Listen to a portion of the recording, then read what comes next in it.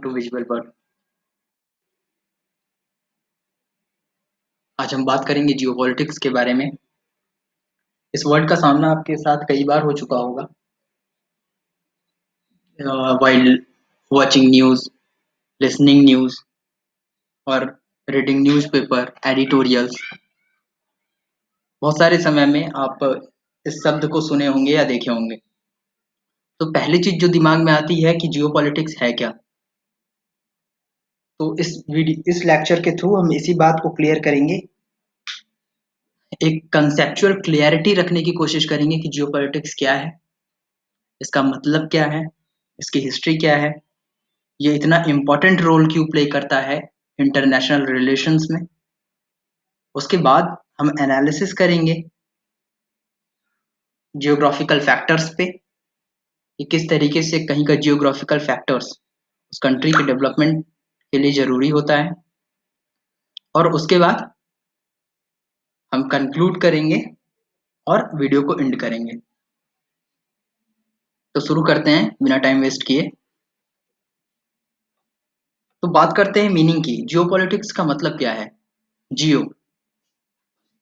ये दो शब्दों से मिलकर बना है, जियो और पॉलिटिक्स। जियो, जियो मतलब जियोग्राफिकल फैक्टर।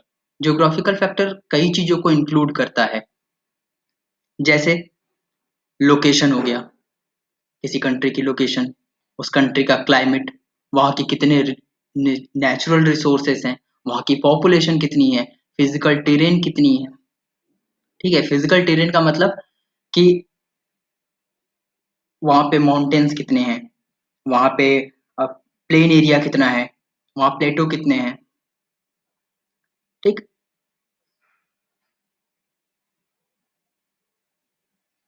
तो एक बात आपको यहाँ समझना जरूरी है कि कंट्री का social, economic and political development बहुत हद तक जियोग्राफिकल फैक्टर्स पर डिपेंड करता है। ये जियोग्राफिकल फैक्टर्स किसी कंट्री के लिए डेवलपमेंट में भी हेल्प कर सकते हैं और ऑब्स्टेकल का काम भी कर सकते हैं। मीन्स इट मे फेवरेबल और unfavourable, but these are these are the natural factors and country can't change it.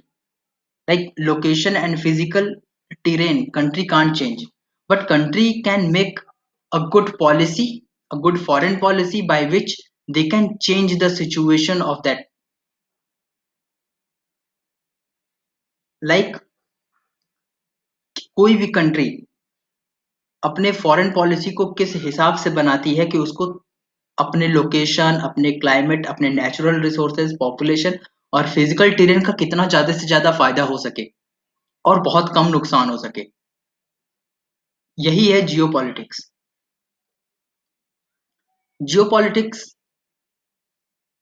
की डिफिनेशन क्या है। तो डिफिनेशन के लिए हम कह सकते हैं कि जियोपॉलिटिक्स रिलेशन क्रिएट करता है कंट्री और वहां की फिजिकल टेरिटरी के बीच, कि जियोग्राफिकल फैक्टर्स और फॉरेन पॉलिसी के बीच।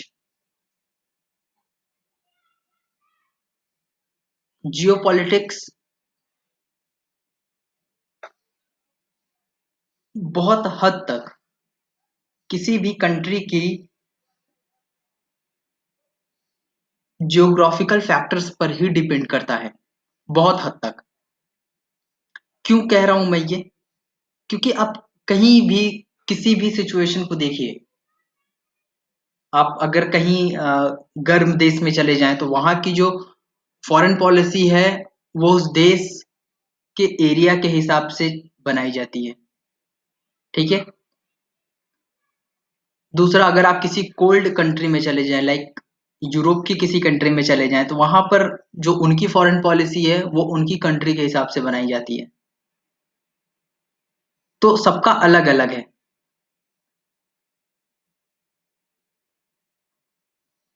तो जियोपॉलिटिक्स रिलेशन क्रिएट करता है पॉलिटिक्स और टेरिटरी के बीच। ठीक।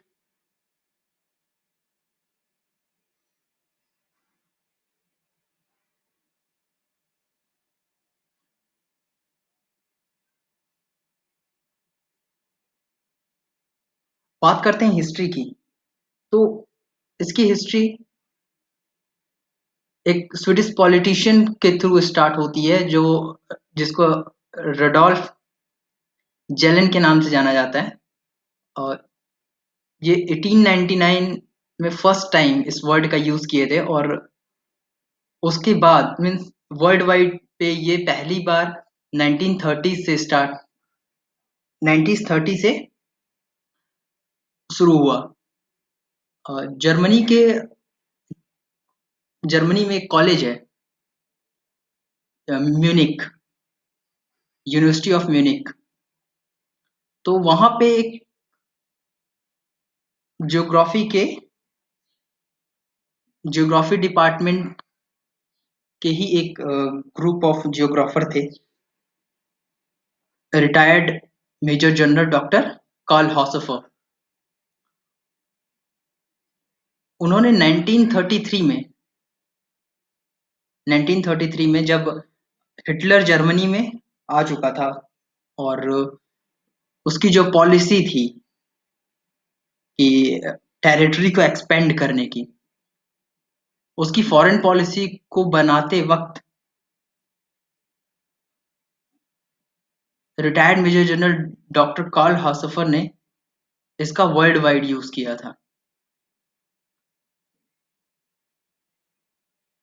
अगर बात करते हैं in the field of study की, तो इसकी स्टडी में दो स्कॉलर बहुत ज्यादा इंपॉर्टेंट हैं, जिनका नाम आपको जानना जरूरी है। पहला है एल्फ्रेड एल्फ्रेड थायर महान, जिसने नवल पावर को ज्यादा सपोर्ट किया, कि उसके हिसाब से जो जो भी नॉल पावर या समुद्र पर राज करता है, वो पूरे वर्ल्ड पर राज कर सकता है। और दूसरा है हेल्फर्ड जॉन मैकेंडर। इसके हिसाब से इसने हार्टलैंड थ्योरी को बढ़ावा दिया। हार्टलैंड थ्योरी क्या थी, कि जो भी व्यक्ति या जो भी देश सर्बिया और जर्मनी के बीच जो एरिया है उस पर राज करता है, वो पूरे वर्ल्ड पर राज कर सकता है। ठीक, तो ये दो ही चीजें इंपॉर्टेंट है इसमें, और ज्यादा कुछ जानने लायक है नहीं।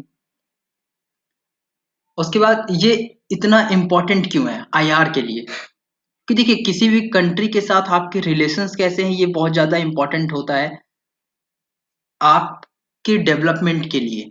अगर आपके रिलेशंस सभी देशों के साथ अच्छे हैं, तो आपकी फॉरेन पॉलिसी भी बहुत ज्यादा स्ट्रांग होती है। आप हर एक तरफ से डेवलपमेंट को गेन करते हैं।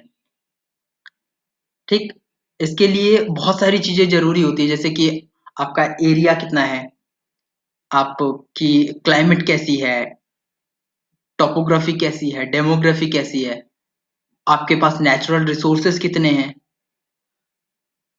अप्लाइड साइंस किस तरीके से काम करता है। तो बहुत सारी चीजें जरूरी होती हैं। तो आपकी फॉरेन पॉलिसी जितनी ज़्यादा स्ट्रांग रहेगी, या आपकी फॉरेन पॉलिसी जितनी ज़्यादा अच्छी रहेगी, आपके इंटरनेशनल रिलेशंस भी उतने ही ज़्यादा इंपॉर्टेंट होंगे। और मैंने भी पहले भी बताया कि जियोपॉलिटिक्स बहुत हद तक डिपेंड करती है जियोग्राफिकल फैक्टर्स पर। तो जियोग्राफिकल फैक्टर्स अगर आपके स्ट्रांग हैं, तो आपकी जियोपॉलिटिक्स भी स्ट्रांग होगी और इंटरनेशनल रिलेशंस भी स्ट्रांग होंगे। देखिए, अब बात करते हैं कि इसके एनालिसिस की, कि लोकेशन, किसी भी कंट्री की जो लोकेशन होती है वो सबसे ज्यादा इंपॉर्टेंट पार्ट होती है उस कंट्री के लिए। चाहे लैंड, अगर कंट्री लैंडलॉक्ड स्टेट है, तो उसका फायदा भी उसको होगा। उसकी जो फॉरेन पॉलिसी होगी वो चेंज होगी।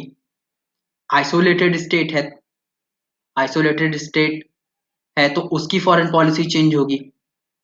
अगर किसी ऐसी जगह पे है जहां पे टेम्परेचर हाई रहता है, तो वहां की अलग होगी। अगर इक्वेटर के आसपास है, तो उसकी अलग होगी। तो इस तरीके से कह सकते हैं, अगर एक लाइन में कहना हो तो geography is the destiny for any country. Okay, but यहाँ हमको समझना होगा कि सिर्फ ज्योग्राफी ही सब कुछ नहीं होती, ठीक है?